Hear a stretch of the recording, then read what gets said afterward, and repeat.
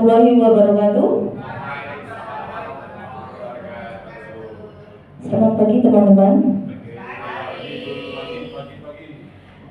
Oke, semangatnya luar biasa.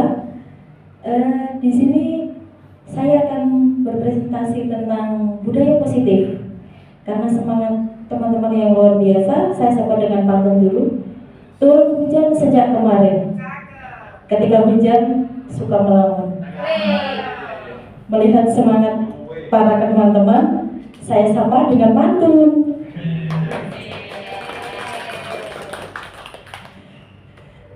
Ada gajah, ada unta, suka sekali makan kelapa.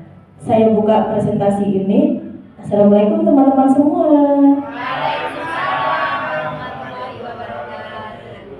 Langsung saja ya. Di sini saya akan menerangkan tentang budaya positif. Apa budaya positif itu? Sebelum ke budaya positif, di sini ada sebuah video. Di sini silakan kita simak bareng-bareng dulu. Apa pelajaran yang bisa diambil dari video tersebut?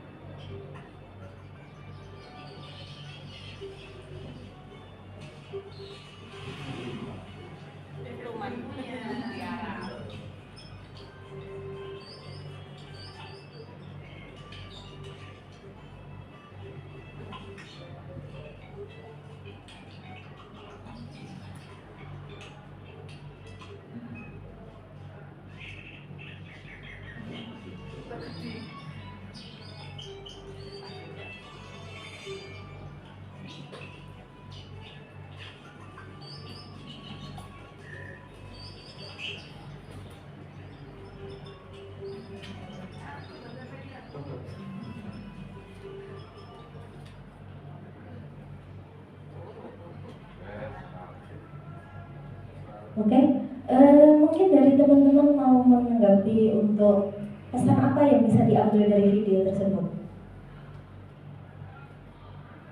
Saya dulu ya.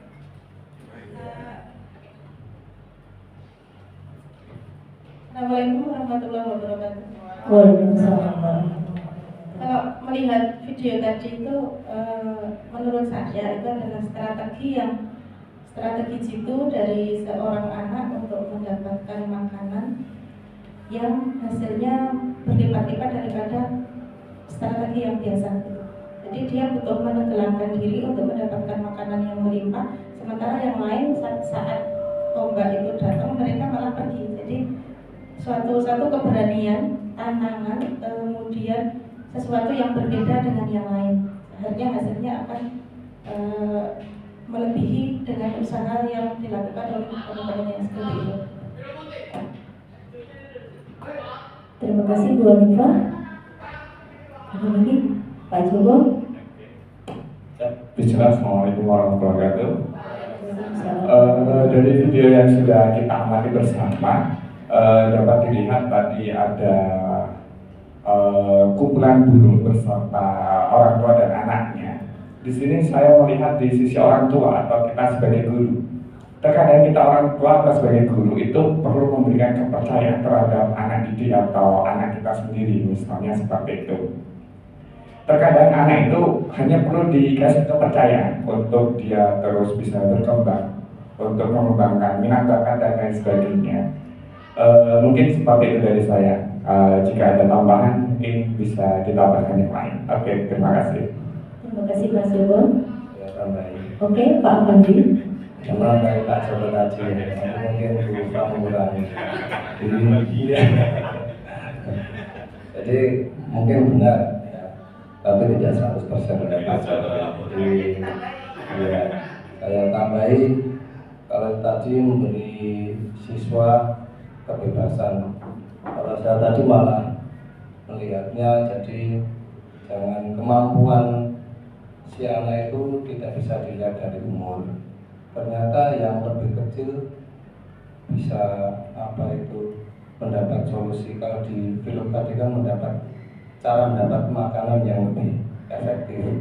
Mungkin juga sama dengan kalau di sekolah. Jadi bukannya harus yang sepuh-sepuh, yang tua-tua, yang di atas, enggak, tapi yang muda-muda juga bisa.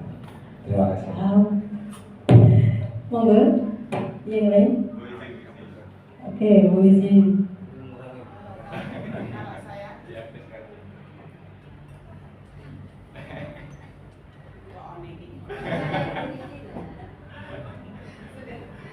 Kalau saya itu lebih ke anaknya itu tadi kan mengharapkan makanan dari orang tuanya dalam mencari makan, tapi ternyata tidak bisa menjangkau. Maka anak tersebut tidak menyerah dengan keadaannya, dia ingin mendapatkannya sendiri dengan punya ide atau cara sendiri, dan dia tidak begitu menyerah, tidak putus asa dalam hal itu. Lalu yang kedua itu dia bisa berhasil mencari ide untuk menyelamatkan diri dari malapetaka, yaitu bagaimana dia cara mempelajari dari makhluk yang lain, bagaimana dia mendapatkan pelajaran dari orang lain untuk menyelamatkan diri dari bahaya. Oke, terima kasih dari Bu Izi. Cukup ya, kita berikan applause dulu untuk semuanya.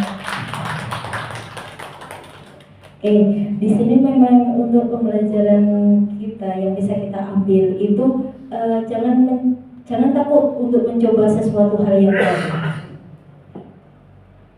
Next.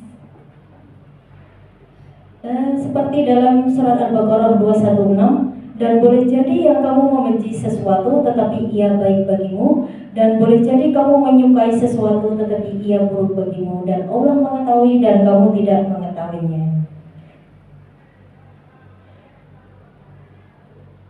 Di sini kita langsung ke materi ya. Untuk capaian umum materi kali ini, yaitu kita bisa memahami konsep pendidikan menurut Ki Hajar Dewantara dihubungkan dengan konsep budaya dan lingkungan positif di sekolah yang berpihak pada murid.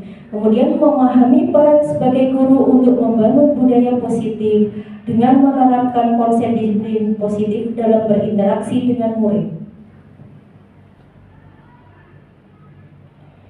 Kemudian capaian khusus materinya yaitu memahami konsep budaya positif yang di dalamnya terdapat konsep perubahan paradigma, stimulus respon, dan teori kontrol. 3. Teori motivasi perilaku manusia, yaitu motivasi internal dan eksternal, keyakinan kelas, hukuman dan penghargaan, 5. Kebutuhan dasar manusia, 5. Posisi kontrol guru, dan ketiga restitusi. Kemudian menerapkan strategi disiplin positif yang memerdekakan murid untuk menciptakan ekosistem sekolah aman dan berpihak pada anak.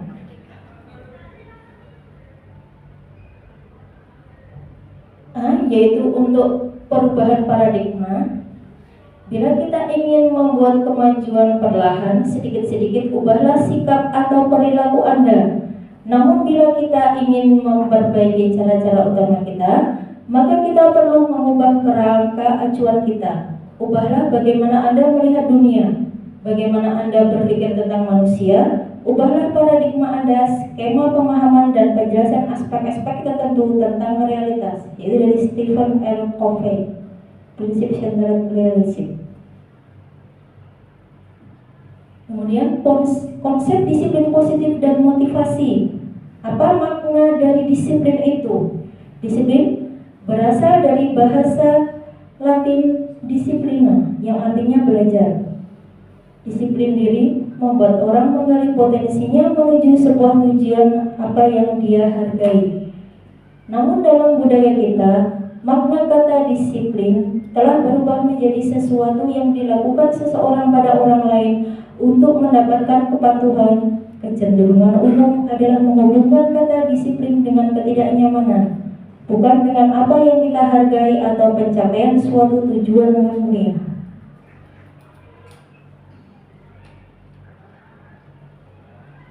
Kemudian di sini ada teori motivasi perilaku manusia. Itu ada 3. Motivasi eksternal itu untuk menghindari ketidaknyamanan atau hukuman. Apa yang akan terjadi apabila saya tidak melakukannya? Kemudian ada motivasi eksternal untuk mendapatkan imbalan dari orang lain atau institusi. Itu ternyata apa yang akan saya dapatkan apabila melakukannya. Kemudian yang terakhir, motivasi internal, tujuan disiplin positif. Itu untuk menghargai diri sendiri, menjadi insan sesuai harapan kita. Tentunya saya akan menjadi orang yang seperti apabila saya melakukannya. Kemudian next. Keyakinan kelas, hukuman, dan penghargaan. Mengapa tidak peraturan saja? Mengapa harus kita bikin keyakinan kelas? Nah, di sini mungkin dari Bapak Ibu sudah melakukan deh, di kelasnya itu ada keyakinan kelas. Sudah nggih? Oke. Mengapa kita memiliki peraturan harus menggunakan helm misalnya bila mengendarai kendaraan roda 2? Mengapa kita memiliki peraturan 3M? Kemudian menggunakan masker, mencuci tangan, dan menjaga jarak 1,5 meter. Mengapa kita memiliki peraturan harus datang tepat waktu pada saat mengikuti pelatihan? Untuk mendukung motivasi intrinsik, kembali ke nilai-nilai atau keyakinan lebih menggerakkan seseorang dibandingkan mengikuti serangkaian peraturan-peraturan. Nah, ini contoh ya, peraturan. Yang sebelahnya itu keyakinan kelas atau nilai kebajikan yang akan dituju. Nanti boleh dari teman-teman untuk menjawab ya. Kalau yang pertama yaitu selalu kembalikan buku ke tempatnya. Ini termasuk apa? Keyakinan. Bentuknya itu ini ya, kayak masuknya itu keyakinan kelas ya, atau nilai kebajikan yang dituju itu nilai kebajikannya atau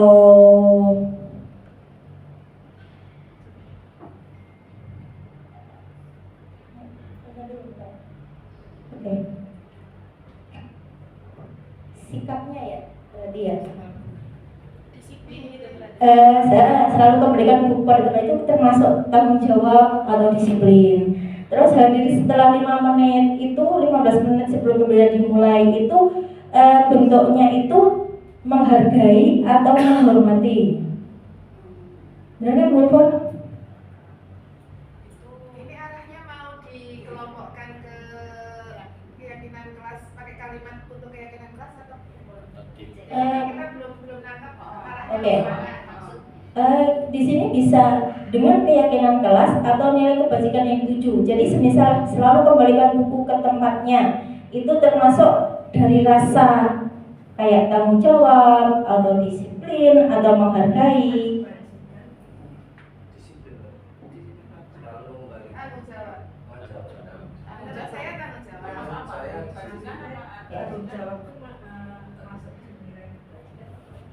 Iya, nah itu benar. Masuknya itu selalu kembalikan buku ke tempatnya. Itu ada rasa tanggung jawab atau disiplin atau rasa menghargai, menghormati, atau mungkin keselamatan dan sebagainya. Dan jawab. Oke. Kalau untuk hadir di sekolah 15 menit sebelum pembelajaran dimulai, disiplin. Oke. Kemudian dilarang melakukan kekerasan, keselamatan, menghargai,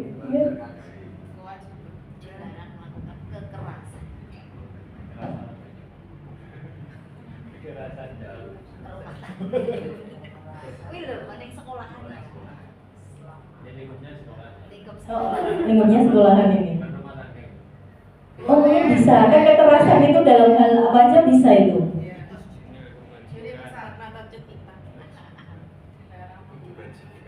Dilarang atas sama bawah, dilarang itu berarti sama itu. Iya. Maksudnya ke mana gitu. Misal. Maksudnya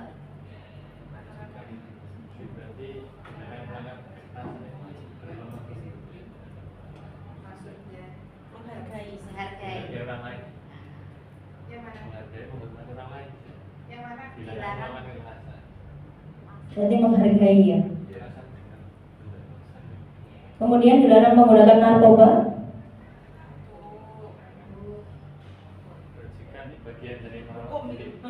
Iya. Saat Taat. tekan saat melebar kemana-mana ini Mas. Ini bisa ini satu Gunakan. Oh iya. Bentar. Iya kan tadi kan kita sudah jawab yang atas, bawahnya itu mungkin gitu sudah ada kan? Betul, tanggung Ada jawab. salah. Keselamatan, menghargai orang lain. Kata-katanya bebas ya. Paling ini ya Bu, yang Kesehatan. menghargai. Mungkin itu termasuk keselamatan, kesehatan, tanggung jawab. Nah, jadi di sini nilai kebajikan yang dituju kayak semisal selalu kembalikan buku ke tempatnya, itu berarti ada rasa tanggung jawab. Hadir di sekolah 15 menit sebelum pembelajaran dimulai, itu menghormati orang lain, komitmen pada tujuan. Kemudian dilarang melakukan kekerasan, yaitu keselamatan, menghormati orang lain. Dilarang menggunakan narkoba, yaitu kesehatan. Pergantian atau menunggu giliran, yaitu menghormati orang lain, kesabaran. Kemudian menggunakan masker, itu termasuk kesehatan atau keselamatan. Dilarang mengganggu orang lain, menghormati orang lain dan diri sendiri. Next. Ini contoh keyakinan kelas ya Bapak Ibu ya. Di sini panjenengan bisa lihat semuanya. Setiap anggota kelas perlu belajar, setiap anggota kelas perlu senang, setiap anggota kelas melakukan tugas, setiap anggota kelas saling menghargai, setiap anggota kelas perlu rasa aman. Kemudian selalu bersikap positif, senantiasa menjadi diri terbaik, percaya dan menghormati orang lain serta barang miliknya, berkomitmen terhadap setiap tugas, senantiasa untuk membantu. Untuk rasa hormat, yaitu kami meyakini bahwa sangat penting untuk menghormati semua orang dan barang milik orang lain. Kemudian bekerja, kami yakin bahwa sangat penting untuk mengerjakan segala pekerjaan atau mengikuti kegiatan yang telah dilakukan, diterima dan dimiliki. Kita meyakini bahwa sangat penting untuk merasa diterima pada suatu kelompok dan saling peduli satu dengan yang lainnya. Jadi paham ya Bapak Ibu ya, kalau keyakinan kelas itu bisa dibuat dengan kita pas waktu di kelasnya beserta anak didik kita. Seperti itu. Untuk yang kelas 10 kemarin sudah ya, yang untuk Bapak Wali kelas 10 Bu Hani sudah ya bikin keyakinan? Sudah ya? Siap. Kemudian next. Nah, ini tindakan guru, tindakan kita.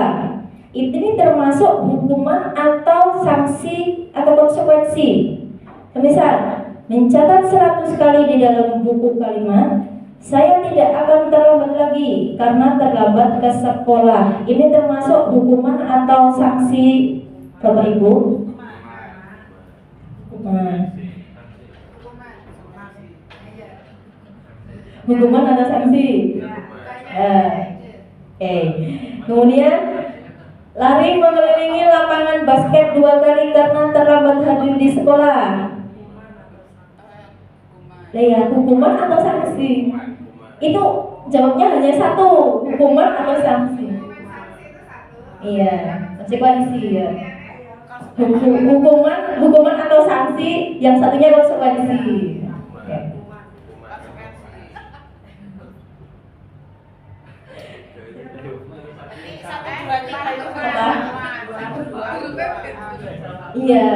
Iya. Atau konsekuensi. Terus kemudian murid diminta untuk push up 15 kali karena tidak menggunakan masker ke sekolahan. Itu masih sanksi. Oke. Ada hukuman, ada konsekuensi. Kemudian menggantikan kertas tugas teman yang telah dicoret-coret. Oke. Membersihkan teman air di meja tulis karena tersenggol pada saat pelajaran. Tadi jawabannya bisa di ini ya. Banyak salah apa benarnya?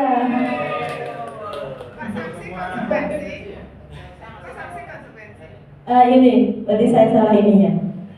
Konsekuensinya kasih itunya. Iya, semalam sampai jam 11 itu.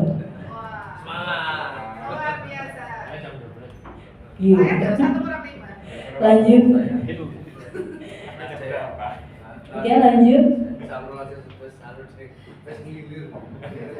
Oke, di sini ada 5 kebutuhan dasar manusia yang meliputi cinta dan rasa kasih sayang, kemudian penguasaan, kesenangan, kebebasan, dan survival.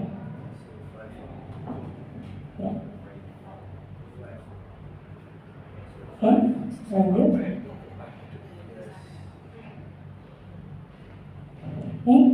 Oke, teman-teman, di sini ada sebuah pertanyaan yang menghubungkan dari 5 kebutuhan manusia tadi. Nanti bisa teman-teman menjawab. Yang nomor pertama, ibu guru bilang, aku tidak boleh bersenandung sewaktu mengerjakan tugas. Katanya, kelas harus tenang, tidak ada suara. Padahal kan aku suka dan senang menyanyi. Itu merupakan kebutuhan dari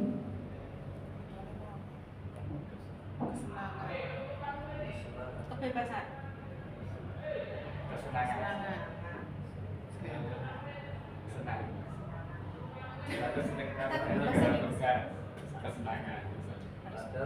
kesenangan.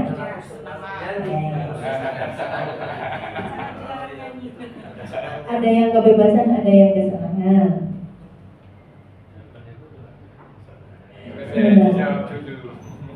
Kalau yang ini itu sesuai dengan yang kita ini ya pahami. Misalnya gini dulu. Bu guru bilang, aku tidak boleh bersenandung sewaktu mengerjakan tugas. Katanya kelas harus tenang, tidak ada suara. Padahal aku suka dan senang menyanyi. Jadi kebutuhan anak yang di sini itu yang seperti apa? Jadi yang dipinginkan anak antara kesenangan dan kebebasan.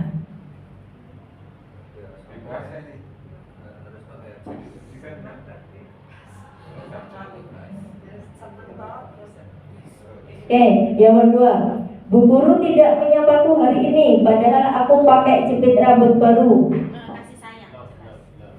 Ya, Kasih sayang. cinta dan kasih sayang. Kemudian nomor 3, aku bosen, masa belajarnya cuma gitu-gitu aja, dengerin bu guru aja. Kemudian kebutuhan Kesenangan. Kebebasan. ini ya, mata pelajarannya.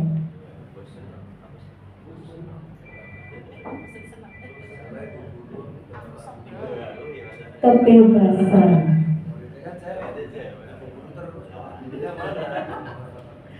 Kemudian aku sebel gambarku tidak rapi, malah ibu guru menunjukkan ke teman-temanku di depan kelas.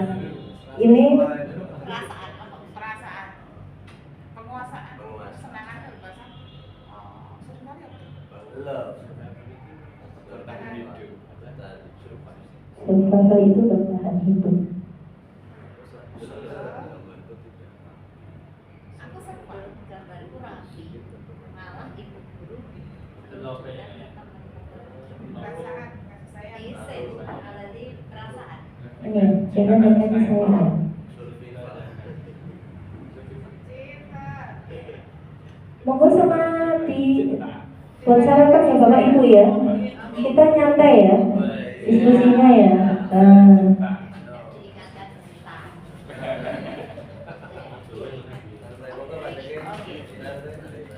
Sedikit berpikir ya.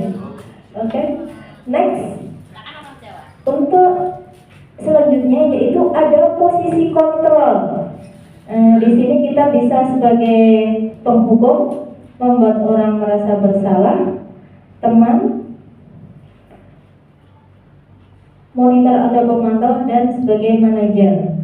Yang pertama, sebagai seorang penghukum, yaitu bisa menggunakan hukuman fisik maupun verbal. Orang-orang yang menjalankan posisi penghukum senantiasa mengatakan bahwa sekolah memerlukan sistem atau alat yang dapat lebih menekan murid-murid lebih dalam lagi. Itu sebagai posisi kontrol seorang penghukum. Kemudian membuat orang merasa bersalah. Pada posisi ini biasanya guru akan bersuara lebih lembut, membuat orang merasa bersalah. Kemudian akan menggunakan keheningan yang membuat orang lain merasa tidak nyaman, bersalah, atau rendah diri. Kemudian yang nomor 3 yaitu posisi kontrol sebagai teman. Guru pada posisi ini tidak akan menyakiti murid, namun tetap berupaya mengontrol murid melalui persuasi.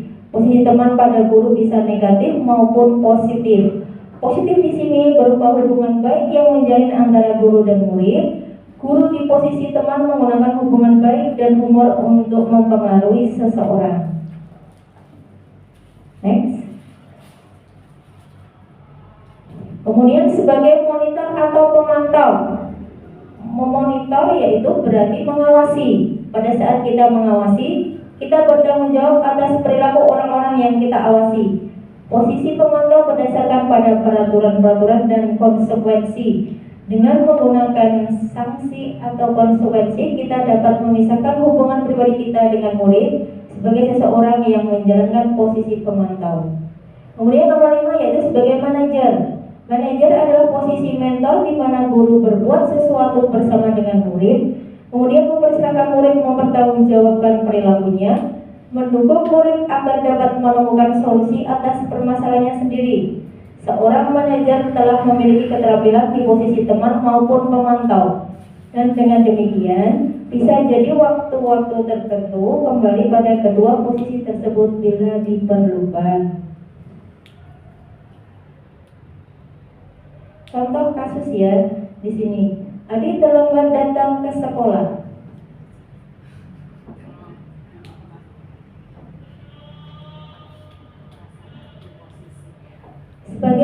Kita sebagai seorang penghukum dengan nada suara tinggi, bahasa tubuh mata melotot, dan jari menunjuk-nunjuk menghardik. Nah, ini pernah nggak nih teman-teman ini? Lali. Ini contohnya ini ya, terlambat lagi, pasti terlambat lagi, selalu datang terlambat, kapan bisa datang tepat waktu. Kemudian tanyakan pada diri Anda, bagaimana perasaan murid bila guru berbicara seperti itu pada saat muridnya datang terlambat? Yang akan mengakibatkan kemungkinan murid marah dan mendendam atau bersifat agresif. Bisa jadi sesudah kembali duduk, murid tersebut akan mencoret-coret bukunya atau meja tulisnya. Yang lebih buruk lagi, sepulang sekolah, murid melihat motor atau mobil bapak ibu guru dan akan menggores kendaraan tersebut dengan takut. Jangan seperti itu ya Bapak Ibu ya. Kemudian membuat orang lain merasa bersalah. Jadi kita membuat anak didik kita itu merasa bersalah. Nada suaranya memelas, halus atau sedih, bahasa tubuhnya merapat pada anak, bukan menempel ya, hanya merapat sedikit. Semisal, Adi, kamu ini bagaimana ya? Kamu sudah berjanji dengan ibu tidak akan terlambat lagi. Kamu kenapa ya senang sekali mengecewakan ibu? Ibu benar-benar kecewa sekali. Bagaimana perasaan murid bila ditegur seperti ini? Kemudian akan melibatkan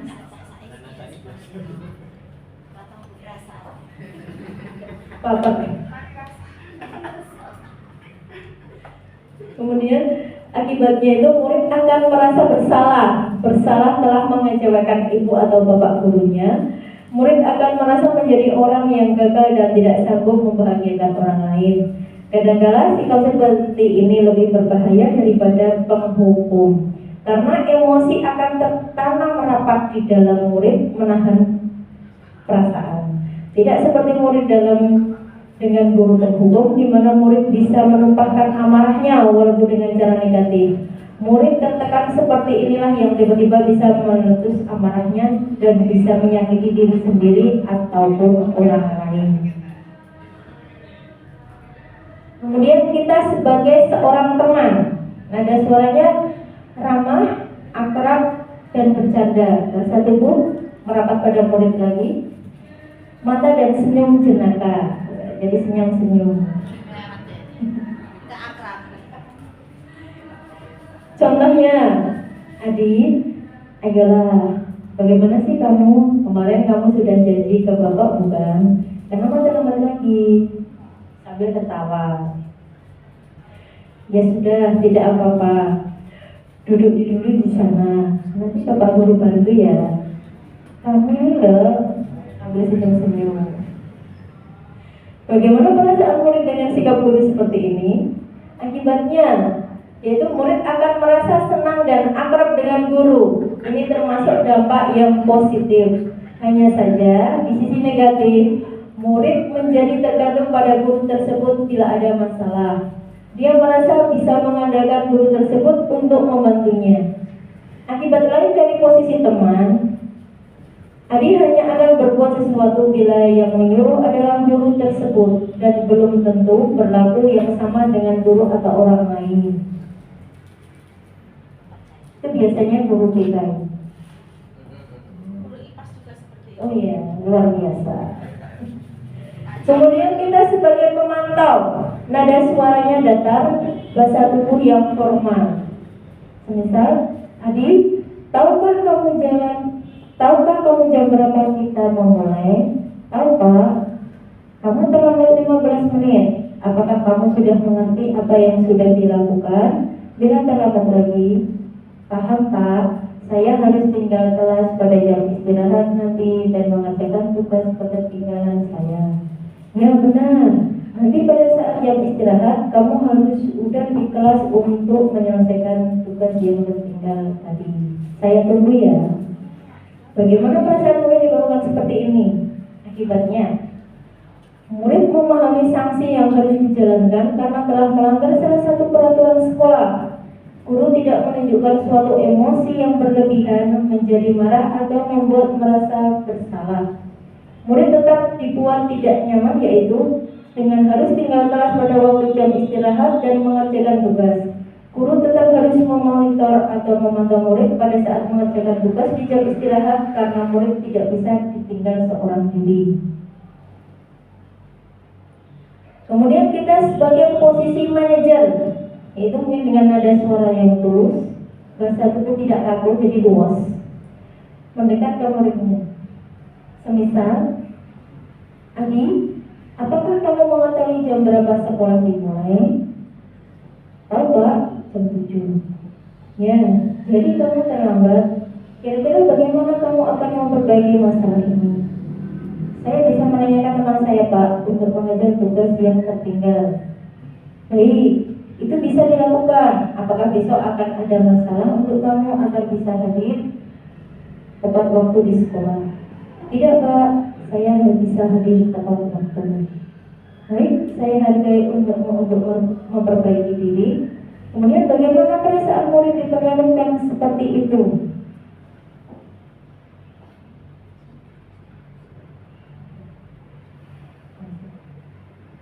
Oke, di sini langsung seketika restitusi.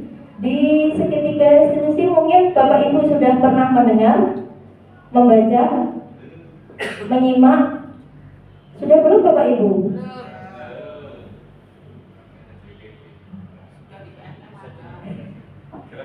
Oke, di sini ada seketika restitusi. Di seketika restitusi di sini itu kita ada 3 tahap, yaitu yang pertama menstabilkan identitas, yaitu semisal setiap orang pasti pernah melakukan kesalahan. Jadi intonasi pertanyaan Mas, Pak, Bu, dan kamu bukan satu-satunya yang pernah melakukan ini. Jadi kalimat kita kepada peserta didik itu menstabilkan identitas dari mereka.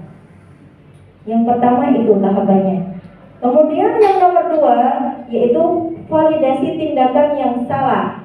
Misal bisa menanyakan, kamu tentu punya alasan mengapa melakukan kesalahan itu.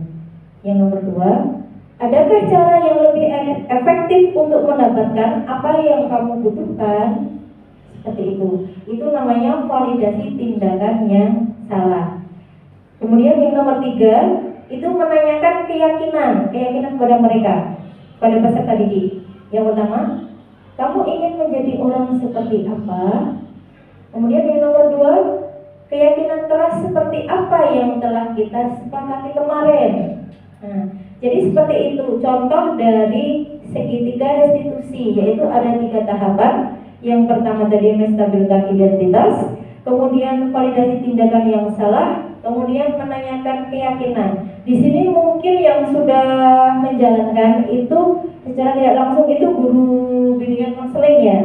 Cuma mungkin tahapannya di guru PK ini beda bahasanya. Tapi sebenarnya intinya itu sama, yaitu di akhir itu siswa bisa memperbaiki, menyadari sebuah kesalahan yang telah diperbuat dan bagaimana dia bisa memperbaiki, memulainya untuk yang positif. Seperti itu. Paham ya Bapak Ibu ya? Ya, masuk ya. Oke, mungkin dari saya cukup sekian presentasinya. Di sini ada sedikit bantuan, yaitu sakit demam sejak kemarin. Jika lemas itu membahayakan. Terima kasih teman-teman telah berkenan mendengarkan.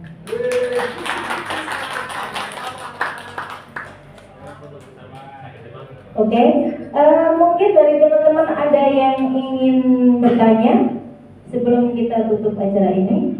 Monggo dari Bapak Ibu.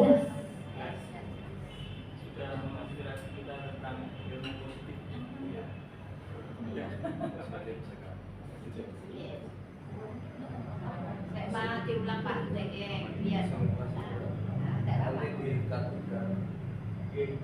Bu Aisyah, terima kasih sekali tentang positif tadi, budaya positif. Jadi menambah ilmu kita, bagaimana kita dalam mendidik anak dan juga kita bekerja itu bisa mengarah ke yang positif tentunya demi kelangsungan anak-anak didik kita, agar anak-anak didik kita juga nyaman, kita bisa nyaman dan anak-anak kita bisa lebih sukses. Itu saja. Terima kasih Bu. Terima kasih Pak Regeng. Oke, Bu Ulman silakan menambahkan.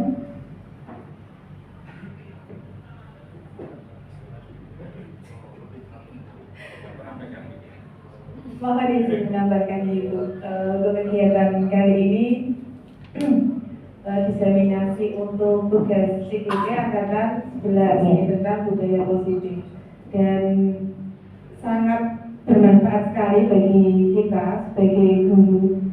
Entah kita sebagai guru mapel, entah kita sebagai guru BK, sebenarnya semuanya bisa menggunakan ilmu yang disampaikan ini tadi. Konsepnya berangkat dari Ki Hajar Dewantara yang punya slogan Mengarso. Oh, tanya Pak Kepala. Tadi disampaikan di awal ya untuk yang Ki Hajar Dewantaranya. Ada. Nah, basicnya dari situ kemudian tadi ada ilmu baru tentang segitiga restitusi, tentang hukuman atau konsekuensi, terus 5 posisi kontrol, dan kita bisa memilih mana yang paling tepat, paling sesuai di era sekarang. Tidak bisa disamakan dengan Bapak Ibu guru di masa kita waktu jadi murid, di mana penghukum dan membuat rasa bersalah itu masih berlaku. Kalau dua ini kita lakukan di saat sekarang, menurut saya kurang tepat. Anak-anak sekarang lebih pas, lebih tepat ketika kita ambil posisi sebagai teman atau sebagai manajer. Kemudian untuk langkah segitiga restitusi itu bisa kita gunakan mengatasi apapun masalah siswa. Jadi kita perlu selalu belajar, perlu upgrade ilmu, dan perlu mempraktekkan yang utama. Kalau hanya ilmu saja tidak dipraktekkan, ya sama aja bohong, sama aja zong. Begitu, dan di sekolah kita sudah cukup luar biasa Ibu. Dari guru penggerak itu sudah ada dari angkatan 4, angkatan 7, angkatan 8, angkatan 9, dan sekarang Bu Nisa di angkatan 11. Seharusnya, sebaiknya, dan kalau bisa itu ada komunitas guru penggerak yang bisa mewarnai sekolah kita ini agar lebih positif. Siap. Ya, terima kasih Bu Nisa. Assalamualaikum warahmatullahi wabarakatuh. Waalaikumsalam. Terima kasih Bu Nisa.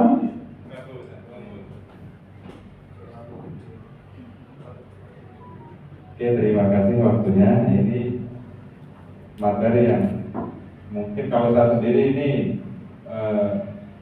berangkat dari, kalau saya melakukan ini berangkat dari melakukan, jadi memang belum tahu teorinya. Artinya seperti segitiga restitusi ini, mungkin ada beberapa yang sudah tak lakukan kan itu, tapi memang ya itu kalau ini termasuk juga bagian dari bagaimana kita membudayakan atau membiasakan budaya positif seperti itu. Dan ini sangat penting buat kita, bukan hanya guru BK tapi seluruh guru mata pelajaran memang harus mempunyai budaya positif bagaimana mendidik anak-anaknya kan itu. Kemudian saya menguatkan lagi apa yang disampaikan Bu Ulfa terkait dengan bagaimana cara menangani generasi sekarang. Betul, kita harus menyesuaikan dengan apa yang tren sekarang saat ini, dan bukan anak-anak untuk menyesuaikan dengan model kita, tapi kita yang menyesuaikan dengan zaman kan gitu. Itu yang perlu kita lakukan, dan selama ini mungkin itu masih sedikit sekali dilakukan. Mungkin itu saja. Terima kasih. Terima kasih Bu Nisa. Monggo yang lainnya menambahkan.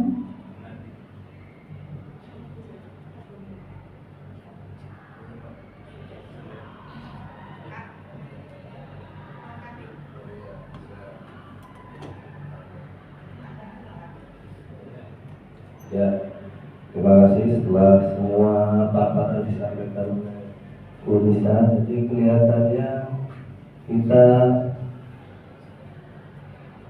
kalau menyimak begitu mudah, tapi belum tentu kita gampang untuk merealisasikan. Itu mungkin sedikit ada solusi yang paling kecil, misalnya kita di tenaga pendidik yang mungkin kalau di SMK ini kan beda sama yang di SMA, beda sama yang di SMA. Jadi biar emosi kita tidak tersulut itu mungkin ada. Nah itu termasuk tadi kan menunjuk tapi kan memang itu mungkin juga termasuk masa lalu kita yang dulu mungkin kelam. Dulu kan kita apa-apakan di sekolah itu orang tua mungkin percaya sama guru atau tidak tahu. Kalau sekarang kan kita tahu anak-anak kesenggol sedikit aja nanti jadi masalah, nanti ada HAM, nanti ada apa itu LSM yang di tanda kutip nyari sasaran buat nyerang personal atau sekolah. Jadi mungkin seperti itu yang harus kita tanamkan ke anak itu seperti zaman dulu ya. Jadi kita ada apa-apa laporan orang tua malah kita yang ditambahi. Jadi ini Pak guru mesti salah, mungkin seperti itu. Mungkin sedikit masukan dari Bu Aisyah, kita yang kebetulan ngajar di SMP itu biar meredakan gejolak laki-lakian kita maksudnya gitu ya. Jadi emosi kita ya, untuk ya. Oh iya, terima kasih. Terima kasih. Mungkin ada yang masih menambahkan?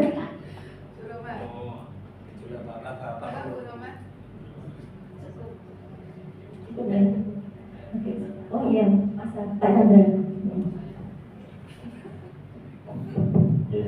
Bismillah, waktunya hanya menambahkan saja atau menanggapi apa yang sudah didiskusikan di pagi hari ini. Tentunya ilmunya sangat luar biasa. Materi-materi yang disampaikan tadi memberikan tambahan ilmu pada kita semua. Kalau saya menggarisbawahi ya tadi kan bahwa penanganan anak itu disesuaikan dengan zamannya. Tapi kalau saya juga kita sebagai guru pendidik itu melihat masing-masing karakter anak juga. Terkait dengan tadi yang lima kontrol, posisi kontrol itu juga saya kira juga bisa dipakai semuanya. Jadi menyesuaikan dengan karakter anak juga. Kadang anak itu kita posisi kontrol kita sebagai penghukum itu juga ada yang langsung daring gitu ya. Tapi juga ada yang kemudian malah justru lari. Maka kemudian berontak ya. Maka kemudian kita bisa memilih di antara 5 tadi yang sekiranya sesuai dengan bukan sasaran ya, dengan kondisi siswa yang bermasalah itu. Saya kira itu hanya menggarisbawahi di 5 posisi kontrol panel menilmu. Terima kasih. Assalamualaikum warahmatullahi wabarakatuh. Waalaikumsalam. Monggo yang lainnya menambahkan? Saya nambahin lagi. Ini terkait dengan disiplin di pengertian kita kan gitu. Di sini ada 2 pengertian disiplin. Tapi yang sering kita lakukan itu pengertian yang kedua, disiplin untuk mematuhi kan gitu. Artinya mematuhi hukuman yang ada. Padahal sebenarnya disiplin itu bisa muncul dari motivasi. Misalnya, saya punya tujuan membentuk satu badan yang bagus, maka saya punya disiplin. Saya harus latihan rutin, makanan diatur, dan itu disiplin. Bukan hanya disiplin itu bukan hanya ketika kita mematuhi peraturan-peraturan yang di sekolah dan sebagainya. Maka mungkin bisa jadi ini dari pengertian 2 ini kita mencoba untuk menggaungkan yang disiplin yang pertama, yaitu disiplin untuk melakukan sesuatu untuk meraih tujuan. Bukan hanya disiplin itu ketika kita mematuhi peraturan. Dan itu mungkin perlu kita lebih gaungkan lagi di sekolah kita. Karena biar tidak salah tempat kan itu. Ternyata disiplin itu dampaknya luar biasa. Jadi kita bisa meraih tujuan dengan cara disiplin tersebut. Bedanya di mana kalau menurut saya? Ketika disiplin di pengertian kedua ini akan lebih lambat. Kenapa? Kita harus mematuhi peraturan dan lain sebagainya. Dengan iming-iming yang mungkin Bapak Ibu guru sampaikan tujuannya di sini, tapi kita harus ke sini dulu, baru ke sini. Tapi kalau kalau dari pengertian pertama, kita langsung ke tujuan kita, karena itu motivasi dari dalam diri kita. Ini yang kedua berarti motivasinya dari luar diri kita, lebih lama dan juga bisa panjang. Terima kasih tambahan dari saya. Terima kasih Pak Yena. Monggo Bu Ulfa.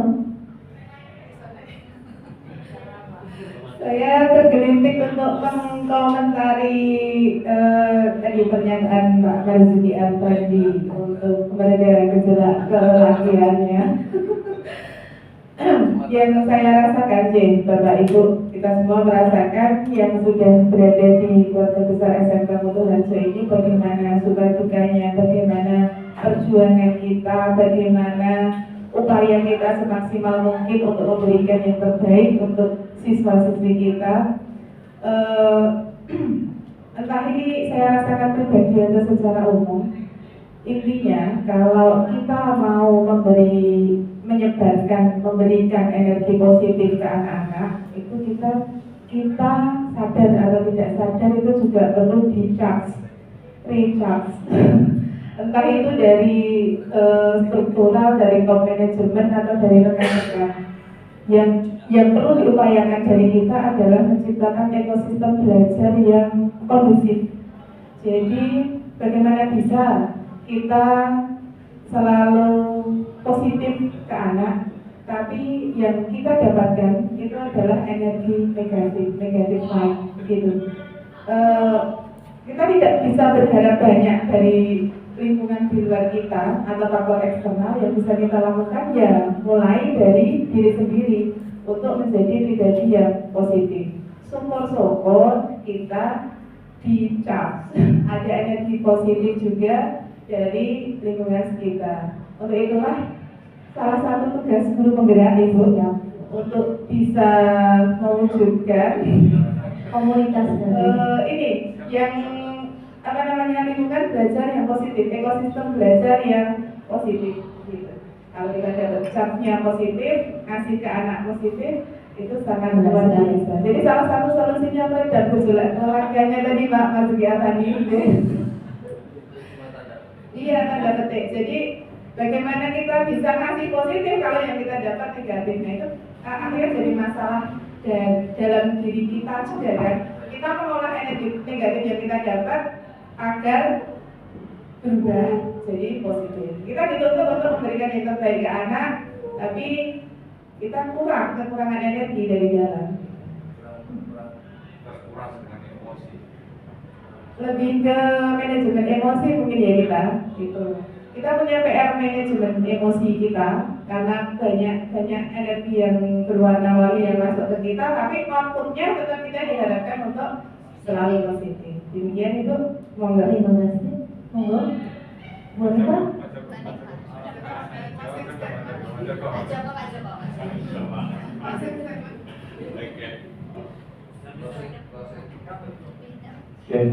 Assalamualaikum. Karena di sini saya termasuk guru baru, mungkin saya bertugas di sini sekitar 2 tahunan terakhir. 2 tahun terakhir, bukan 20 tahun. Oke, jadi dengan adanya materi ini dapat menambah wawasan saya sebagai guru bagaimana caranya menangani anak dan dengan berbagai macam karakter. Jadi dari materi yang didapatkan, yang saya dapatkan, saya dapat nanti bagaimana tipsnya cara menangani anak yang berbagai macam karakter dengan yang berbeda-beda. Tadi ada 5 apa itu tadi materinya?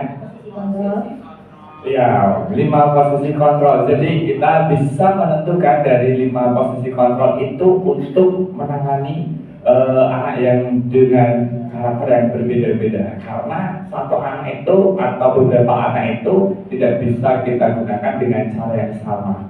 Tentunya kita harus menyesuaikan sama seperti yang sudah disampaikan Pak Chandra. Mungkin seperti itu dari saya. Oke, terima kasih. Terima kasih Pak Jogo. Bu Hanifah menambahkan.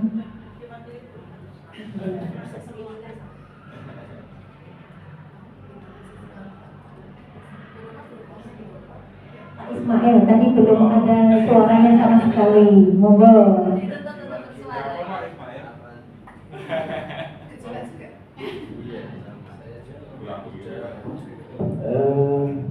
Baik, Bapak Ibu Guru semuanya.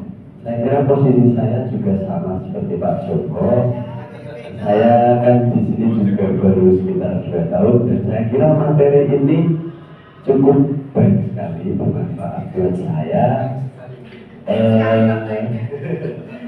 Terutama ini untuk bagaimana cara mengatasi permasalahan-permasalahan siswa yang memang berbeda-beda karakternya, sesuai karakternya masing-masing, karena memang kalau kita menyamakan sama satu siswa dengan yang lainnya, penanganannya itu nanti siswa juga akan merasa ya sesuai dengan apa yang mereka inginkan. Nah itu nanti malah jadi bumerang bagi kita sebagai guru. Mungkin ya seperti itu ya, kurang lebih sudah banyak sekali disampaikan teman-teman. Mungkin sekian ya dari saya.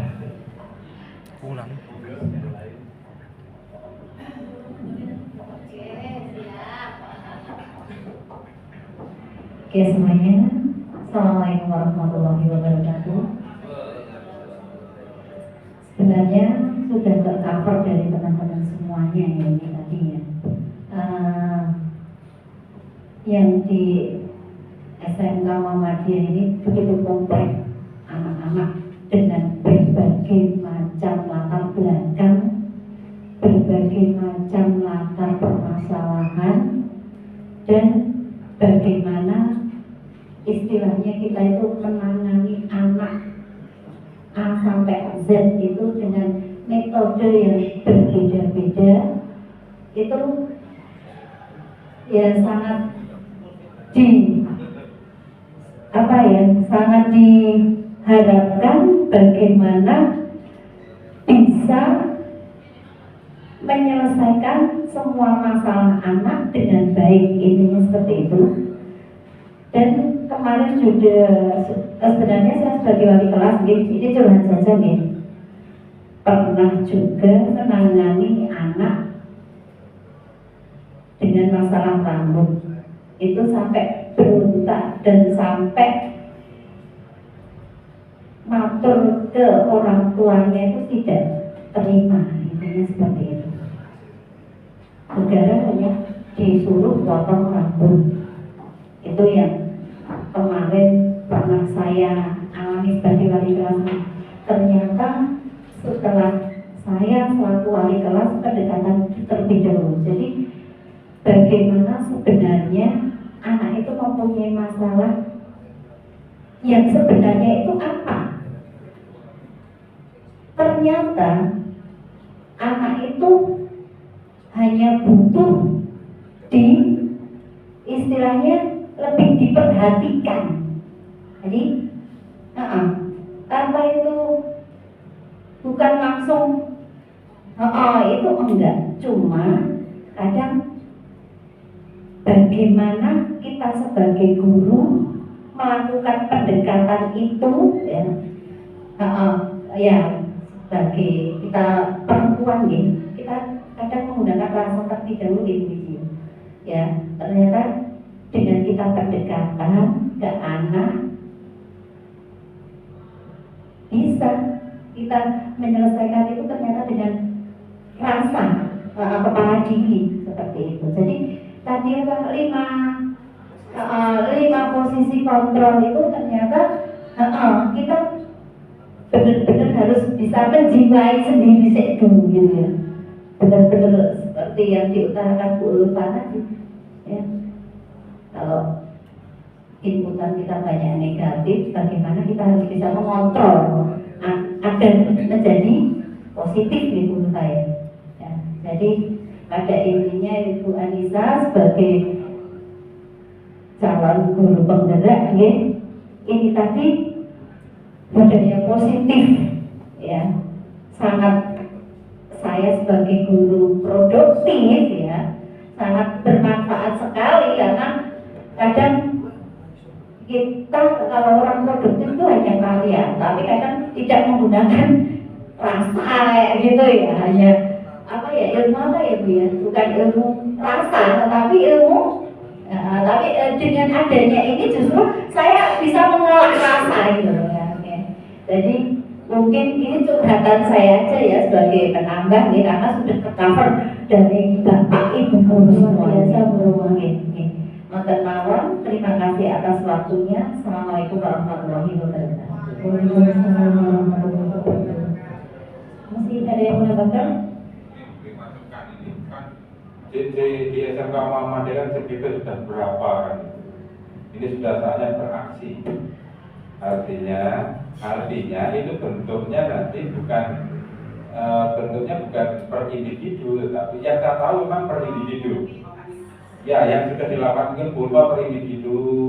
Oh, belajar di matematika enak, kan gitu. Itu pernah terdengar di telinga saya. Siapa gurunya? Bu Guru Pak.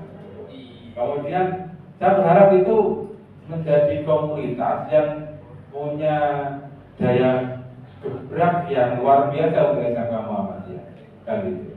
Ini yang menjadi tugas dari TGP.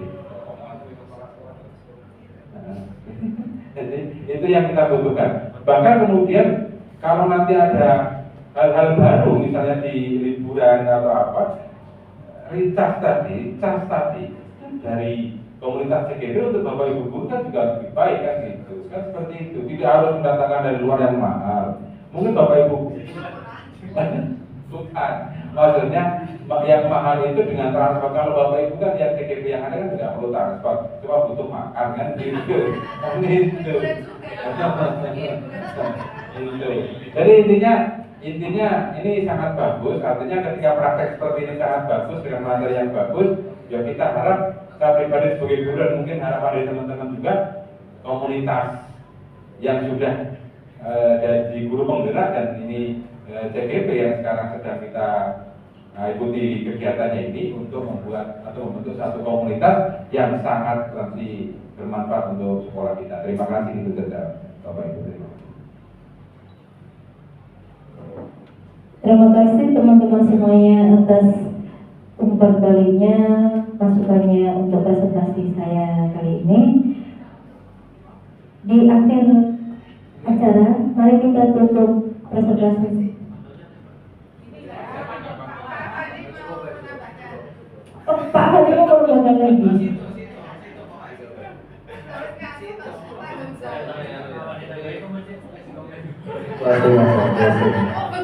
Menimbulkan gejolak untuk bertanya Pak.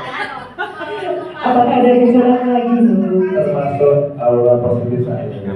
Jadi untuk memancing rekan-rekan bereaksi. Oh iya, siap. Kan slogannya kan tergerak, bergerak, menggerakkan. Jadi termasuk di momen-momen 17 Agustus ini ya. Jadi tadi kita belajarkan termasuk ada yang 5 posisi kontrol. Posisi kontrol. 5 posisi. Restitusi loh ya, bukan prostitusi. Ya, betul sekali. Nanti gitu. Oke. Jadi itu kan termasuk love, termasuk semangat juga tadi. Jadi mungkin jadi pembicaraan di sekolah kita saja. Jadi bukannya kita apa itu lihat tiru modifikasi udah, cuma kan alangkah baiknya 17 besok itu kan upacara, ini tanggal 16 kita ada lomba, itu termasuk menyenangkan sekali. Saya yakin positif itu kan termasuk buat meningkatkan aura positif ya, termasuk tadi untuk menghilangkan gejolak kelelahan tadi.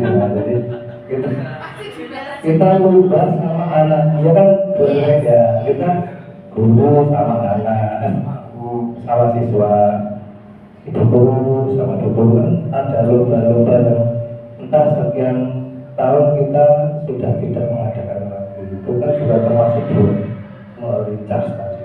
Mungkin ini bukan usulan tapi ya Masukan. ya curhat. Saya kira begitu. Oh ya bisa terus. Mungkin itu saja. Jadi terima kasih. Di sini kan juga sedikit banyak biar tercurahkan apa yang jadi rumah-rumah kita. Nanti mungkin bisa disampaikan lewat guru CGP, komunitas guru CGP. Jadi jangan berindividu. Terima kasih. Assalamualaikum warahmatullahi wabarakatuh. Waalaikumsalam warahmatullahi wabarakatuh. Luar biasa sekali Bapak Ibu semuanya. Kita berikan aplaus untuk kita semuanya. Oke, di penghujung acara kita sudah selesai untuk presentasi kali ini. Terima kasih partisipasinya Bapak Ibu sekalian. Apa daya saya tanpa panjenengan semuanya di sini. Akhir kata, assalamualaikum warahmatullahi wabarakatuh.